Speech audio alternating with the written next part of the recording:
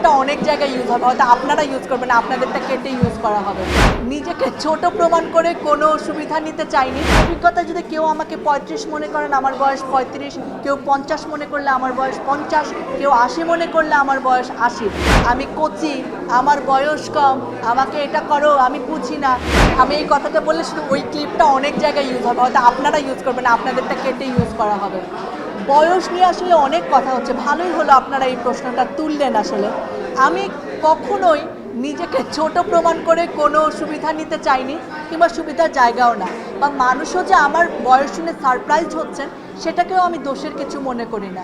কারণ রাজনৈতিক একটি টক শো কিংবা দেশকে নিয়ে প্রশ্ন করার অধিকার 21 বছর বা 22 বছরের একটি মেয়ে হোল্ড করেছে, সেটা একটি অস্বাভাবিক জায়গা তো বটেই। তো মানুষ আসলে আমি বিশ্বাস করি তার অভিজ্ঞতা দিয়ে বড় হয়। সেই অভিজ্ঞতা যদি কেউ আমাকে 35 মনে করেন, আমার বয়স 35, কেউ 50 মনে করলে আমার বয়স 50, কেউ 80 মনে করলে আমার বয়স 80, সেটা নিয়ে আমার কোনো আক্ষেপ নেই, কোনো অভিযোগ নেই। আপনারা যত মনে করেন, আমাকে দেখে কিংবা আমার কথা শুনে, আমার অভিজ্ঞতা দেখে আপনারা ততই মনে করতে পারেন। আর আমি তো আমার মতো চলছি, আমার পড়াশোনা যেদিকে যায় সেদিকেই যাব। সো এটা নিয়ে আমি একদমই কনসার্ন না। আপনারা আপনাদের মতো বয়স ভাবতে পারেন, আমি কিন্তু কোথাও দাবি করছি না আমি কচি, আমার বয়স কম, আমাকে এটা করো, আমি বুঝি না। আমি এরকম কিচ্ছু কিন্তু বলিনি। তো এটা নিয়ে আপনারা একদমই বদর হবেন না। আমি জগন্নাথ ইউনিভার্সিটিতে পড়ি, অ্যানথ্রোপোলজি নিয়ে পড়ি।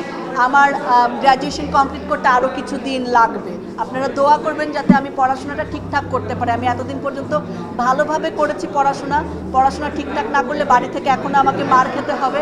যাতে ভালো রেজাল্ট করে পড়াশোনাটা শেষ করতে পারি, সেই দোয়াটা করবেন। হ্যাঁ হ্যাঁ, অবশ্যই ওনাকে একটি লিগ্যাল নোটিশ পাঠানো হয়েছিল জাতির কাছে এবং আমার কাছে প্রকাশ্যে ক্ষমা চাওয়ার জন্য।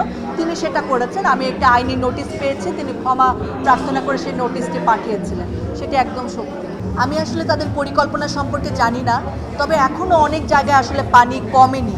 তবে যারা যারা কাজ করতে আগ্রহী, তাদের সকলের প্রতি আমার এই আহ্বানটা থাকবে যে যারা কাজ করছেন তারা যেন বর্তমানের পাশাপাশি ভবিষ্যৎটাও ভাবেন।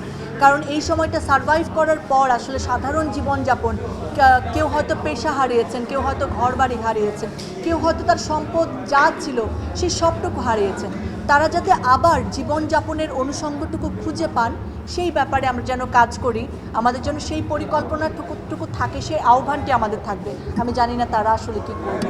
আমি আসলে কাজ করছি এবং যে জায়গাগুলোতে আমার যাওয়া সম্ভব সেই জায়গাগুলোতে যাওয়ার চেষ্টা করছি। অনেক জায়গা রয়েছে যে আমি যাইনি, কিন্তু আমি সাহায্য পাঠিয়েছি বা আমার টিম রয়েছে। সেক্ষেত্রে আমি যাওয়ার বাইরেও আমি খবরগুলো আসলে পাচ্ছি। ফেনী, নোয়াখালীর অবস্থা সত্যিই অনেক খারাপ এবং বেশিরভাগ ক্ষেত্রে এটি অভিযোগ না আসলে, তবে এটি জানাতে চাই যে অনেকেই না বুঝে যে জায়গায় সবচেয়ে প্রয়োজন সেই জায়গাতে না গিয়ে শহরের কাছাকাছি জায়গায় হয়তো পৌঁছে দিতে পারছেন এবং সেটিই করছেন। তবে ওই জায়গাগুলোতে পৌঁছানোর জন্য আমাদের আরও দক্ষ টিম কাজ করতে হবে, সেই জায়গাগুলোতে পৌঁছাতে হবে। অনেক জায়গায় এমন রয়েছে যে ধরেন ভাস্টভাবে এফেক্টেড হয়নি, হয়তো 2-3টা গ্রাম কিংবা কয়েকটা ইউনিয়ন এফেক্টেড হয়েছে। সেই জায়গাগুলো কিন্তু লাইমলাইটে নেই। তাই আমাদের একটু খোঁজ নিয়ে ওই জায়গাগুলোতেও যাতে আমরা পৌঁছাতে পারি, সেই কাজটা আমাদের করতে হবে। যেটা আমি বলছিলাম একটু আগে, যে ধরেন হয়তো একটা মানুষের রুটি রোজি ছিল, তার 2টা গরু আছে, কিংবা সে খামার করে, তার বেশ কিছু হাঁস মুরগি আছে, সেটা হয়তো একেবারে চলে গেছে।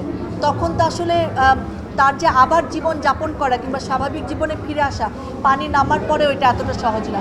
কেউ আছেন যার ঘর বাড়িটাই সম্বল ছিল, সেটা একেবারে ভেঙে গিয়েছে। তো আমাদের এই পুনর্বাসনের জায়গায় কাজ করতে হবে। যারা হয়তো ঘর বাড়ি হারিয়েছেন তাদেরকে হয়তো আমরা সেটা দিয়ে সাহায্য করতে পারি। যারা হয়তো লাইভলিহুড হারিয়েছেন, যাদের হয়তো উপার্জনের যে জায়গাটি ছিল, হয়তো একটা দোকান ছিল সেটি নাই হয়ে গিয়েছে, হয়তো 2টা গরু ছিল সেটা নাই হয়ে গিয়েছে, তাদেরকে যাতে আমরা সেই পেশাগত জায়গায় আবার ফিরে আসার মিনিমাম শক্তিটুকু দিতে পারি, সেই জায়গাটায় আমাদের কাজ করা খুব গুরুত্বপূর্ণ।